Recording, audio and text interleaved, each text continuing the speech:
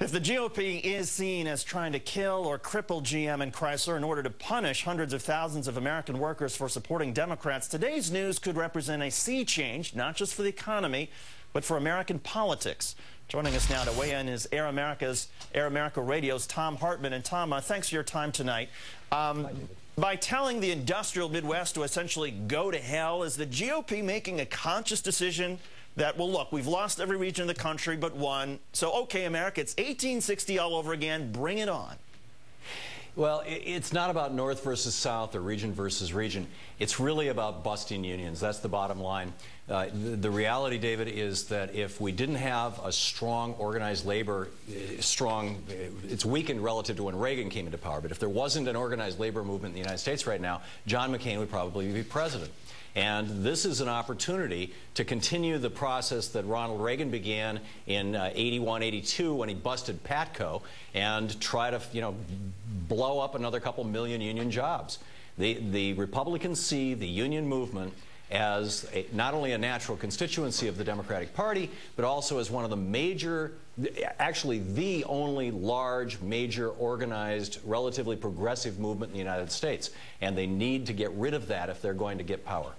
And as a result, then, are the car companies getting unfairly scapegoated to some extent here? I mean, yes, they were slow to respond, but they did respond. And before their restructuring and new cars could come online, weren't they hit by a double whammy, high gas prices and the credit crisis that were actually not free market anomalies, but the very predictable result of Republican policies? Well, yeah, and the proof of that, and in fact these Republican policies, this 26, 28-year war on organized labor and basically on the middle class that we've been seeing ever since Reagan here in the United States, and now it's going worldwide, although Margaret Thatcher played her role in that too back in the day. Yeah, the proof of that is what happened in Sweden this morning. The Swedish legislature appropriated $3.2 billion, if my memory serves me right, dollars, which is a lot of money in a little country for a little car industry, to bail out Saab.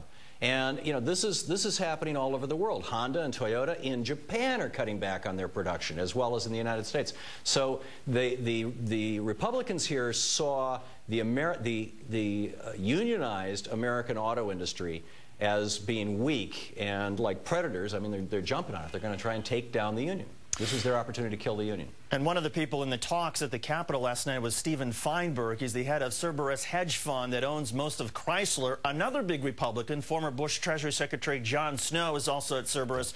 Why aren't Republicans demanding that this massive hedge fund put some money into Chrysler, even if we do end up helping workers? Are we basically just propping up yet another rich boys club?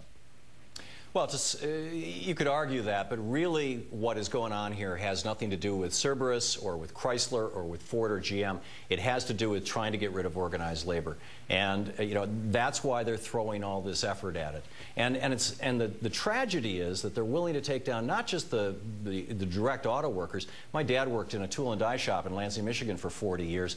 It was, Lansing Tool and Die. It wasn't the big three, but I guarantee you his jobs and all the other people who worked in that tool and die shop depended on the auto industry. There are millions of jobs like that around America, and they're all going to go, or many of them are going to go, if these companies go down.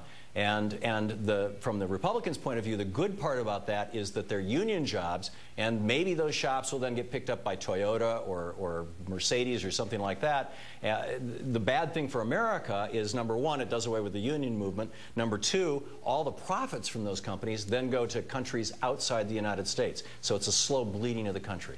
How do we return to an economy that's based on actually making things? I mean, what does President-elect Obama need to do when he gets in office to wean our economy off of these made-up financial games and get back to real manufacturing? David, what he needs to do immediately is read Alexander Hamilton's 1791 report to Congress on manufacturers. Hamilton laid out this six-step plan to build an industrial economy in the United States, and we followed it. Congress actually put it into place in 1792, and it stood until Ronald Reagan came along and started deconstructing this, followed by George Herbert Walker Bush, Bill Clinton, and George Bush now, and the legislatures, mostly pushed by the Republicans, taking this thing apart. I mean, you could argue that some of it started with Taft-Hartley, but basically, the founders laid this thing out. They had it figured out, and it worked. We built the biggest industrial infrastructure and industrial economy in the world. We have gone, when Reagan came into office, we were the largest exporter of manufactured goods and the largest importer of raw materials on the planet, and the largest creditor. More people owed us money than anybody else in the world. Now, just 28 years later, we're the largest importer of finished goods, manufactured goods, exporter of raw materials, which is kind of the definition of a third world nation, and we're the most in debt of any country in the world. This is the absolute consequence of Reaganomics. Thom Hartmann, Air America radio host. Thom, thanks for joining us. Good of you to be here. Thanks so much, David.